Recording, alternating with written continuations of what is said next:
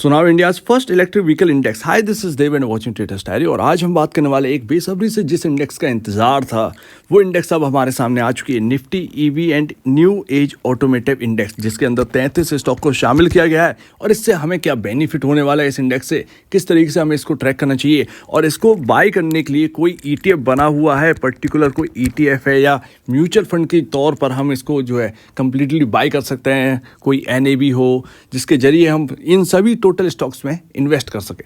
तो ऐसे में हम देखेंगे कि क्या हमें कैसे बेनिफिट उठाना है इसका, किन किन शेयर्स को यहाँ पर शामिल किया गया है, इन 33 स्टॉक्स में से कौन से हमारे पोर्टफोलियो में जो है वो हम रख भी सकते हैं। तो अभी आपके मन में सवाल होगा कि ये EV इंडेक्स को लॉन्च क्यों किया है। इतनी सारी इंडेक्सेस तो है, मिड कैप है, स्मॉल कैप है, इवन खुद निफ्टी 50 है, इन सबसे काम नहीं चल सकता, ऑलरेडी इनमें शेयर्स लिस्ट है। तो आप कैसे पता करेंगे कि लगभग 2300 शेयर्स हैं मार्केट के अंदर, जिसमें आपके 50 यहाँ पर शेयर्स जो बिग शेयर्स हैं वो आपके निफ्टी 50 में आ जाते हैं। बट कैसे आपको पता चलेगा कि EV में पर्टिकुलर ये स्टॉक आ रहे हैं। ईजी थोड़ा सा कर दिया है NSE ने हमारे लिए, ईजी वे है यहाँ पर समझना EV को और उन स्टॉक्स को, तो ये ज़्यादा हमें बेनिफिट पहुँचाते हैं। इवन यहाँ पर जो है हम ट्रैक कर सकते हैं परफॉर्मेंस कंपनियों की। तो यहाँ पर एक बेस जो बेंचमार्क है वो रखा गया है 1000 का, और अभी तो काफ़ी ज़्यादा रिटर्न ये ऑलरेडी दे चुका है। 2018 से शुरुआत हो गई थी, बट लॉन्च जो है वो आपको 2024 में देखने को मिल रहा है ये इंडेक्स। जहाँ तक बात करें इन 33 स्टॉक्स की, तो यहाँ पर आपको देखने को मिलता है 3 स्टॉक्स इनमें से केमिकल स्टॉक्स हैं, जो कि आपके पोर्टफोलियो में शायद होंगे भी। मैं आपको टोटल नाम बताता हूँ, और उसके बाद यहाँ पर जो है आपके जो कंपोनेंट मेकर्स हैं और जो कार मेकर्स हैं वो सब आ जाते हैं। अब यहाँ पर अगर आप देखेंगे तो 33 स्टॉक्स में से सबसे टॉप पर, अभी ये तो आपका अल्फ़ाबेटिकल है, बट यहाँ पर बैटरी स्टॉक्स आपको हर चीज़ वो मिल जाएगी जो EV में यूज़ होती है। अमर राजा बैटरी यहाँ पर आपको देखने को मिलता है, ये स्टॉक शामिल किया गया है।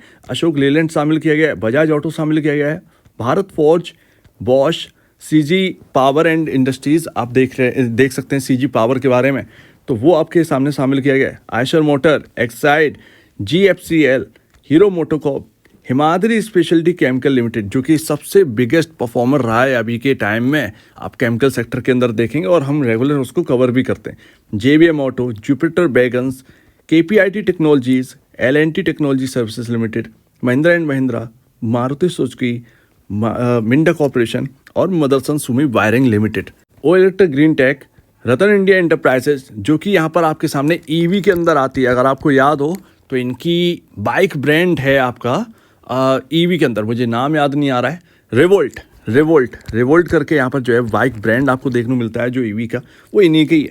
Reliance Industries, Samvardhana Motherson International, Sniper India, Sona BLW, यहाँ पर TVS motor company, Tata chemicals, Tata Elxsi, Tata motor, Tata technologies और tube investment of India limited, Uno Minda and Varroc engineering limited.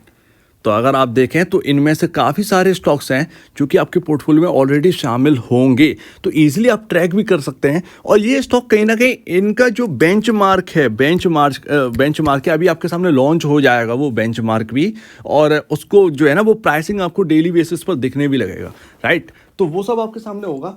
लेकिन अभी अगर आप देखें तो ये स्टॉक्स ना उस बेंचमार्क को फॉलो भी करें, मतलब बेंचमार्क अगर गिरेगा अभी तो ये पर्टिकुलर स्टॉक्स में कहीं ना कहीं प्रेशर बनता हुआ दिखेगा अभी। ऐसे में ट्रेडिंग जो है एक्टिविटी वो भी यहाँ पर इंक्रीज होती हुई नजर आएगी। तो ये स्टॉक्स शायद हाई बीटा स्टॉक्स में भी अब और ज़्यादा आते हुए दिखाई दे। अब आपका सवाल होगा, जैसा कि मैंने कहा 2000 बेस डेट जो थी ना इस इंडेक्स की, वो 2 अप्रैल 2018 थी, और बेस वैल्यू रखी थी 1000, और लॉन्च डेट जो है वो 30 मई 2024 है। 33 शेयर शामिल है। इसके साथ साथ अगर आप देखेंगे तो यहाँ पर आपके सामने P जो है फंडामेंटल जो इस इंडेक्स का है वो है P रेशियो 33.07, और प्राइस टू बुक वो आपको देखने को मिलेगा 6.09। डिविडेंड यील्ड जो है वो 0.72% है। और यहाँ पर सबसे ज़्यादा जो वेटेज है कंपनी को वो है आपका बजाज ऑटो लिमिटेड, उसके बाद टाटा मोटर्स, ये सबसे ज़्यादा वेटेज वाली कंपनियां हैं इस इंडेक्स के अंदर। तो ये उतार चढ़ाव जो है ना वो ज़्यादा करवा सकती हैं इस इंडेक्स में।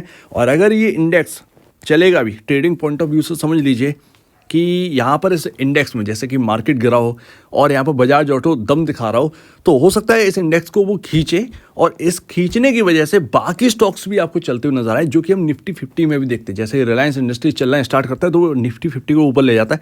ऐसे में बाकी भी जो है ना वो जोर लगाते हैं कि निफ्टी 50 है वो ऊपर जाए, कवर होने की कोशिश करते हैं। तो ये कहीं ना कहीं आपको देखने को मिल सकता है। अब देखना आपको है। और जुलाई 2018 में अगर आप देखेंगे 1,000 रुपये का जो बेस वैल्यू थी वो रखी गई थी, और यहाँ पर आपको डिप भी देखने को मिली थी 2020 में जुलाई के टाइम, जो कि 500 तक आ गया था, मतलब 50% की गिरावट थी।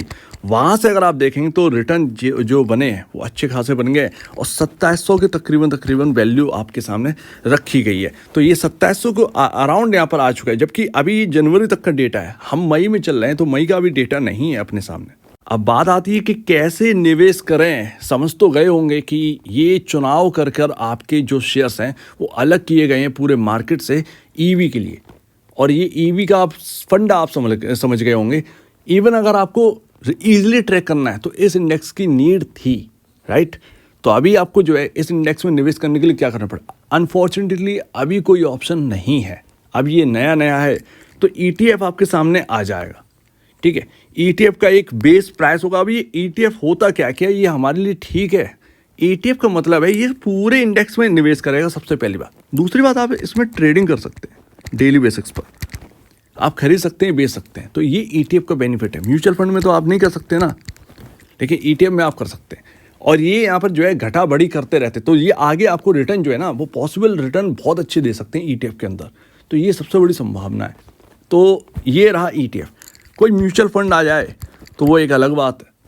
अगर वो आ जाएगा तो यहाँ पर इसी के बेसिस पर बन जाएगा, तो आपको जो है वो और भी ज़्यादा आसानी हो, और आएगा, थोड़ा सा टाइम दीजिए तो वो आ जाएगा, राइट। तो अभी थोड़ा सा दूर हैं, बट आप जो है वो अच्छे शेयर्स इनमें से चुनकर आप इन्वेस्ट कर सकते हैं और अपने पोर्टफोलियो में रख सकते हैं। मेरी मानिए तो आप ETF जब भी आए तो आप ETF में निवेश करिएगा, और ETF में कोई बहुत ज़्यादा हलचल नहीं होगी, बहुत ज़्यादा कि अरे भाई साहब बहुत खतरनाक हो गए आप तो यार 10%, 20-30% इधर उधर हो गए, तो वो सब नहीं होगा।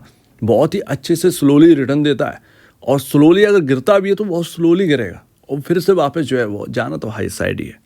तो इस बात को आप समझिएगा। बाकी ETF लीजिएगा, कोई स्टॉक चुन लीजिएगा इसमें, वो अपने पोर्टफोलियो में रखिएगा। थोड़ा सा PE जो है वो हाई है इस इंडेक्स का, मुझे लगता है। सो उम्मीद है काफ़ी कुछ आपको समझ में आया होगा। आसानी से ट्रैक करिए इन स्टॉक्स को, अगर आपके पोर्टफोलियो में है तो आपके लिए तो और भी अच्छा है। HSCL 3 केमिकल स्टॉक शामिल करे गए। अब टाटा केमिकल क्यों किया गया ये मैं आपको बताऊंगा, क्योंकि टाटा केमिकल आगे के लिए ना बहुत ही अच्छा स्टॉक है, जो कि पूरे एंटायर केमिकल सेक्टर के अंदर बहुत ही सस्ती कंपनी है। सो उम्मीद है काफ़ी कुछ आपको समझ में आया। आपका कहना है इसके ऊपर कमेंट सेक्शन में कहिएगा, और आप दीजिए वीडियो देखने के लिए बहुत धन्यवाद दोस्तों।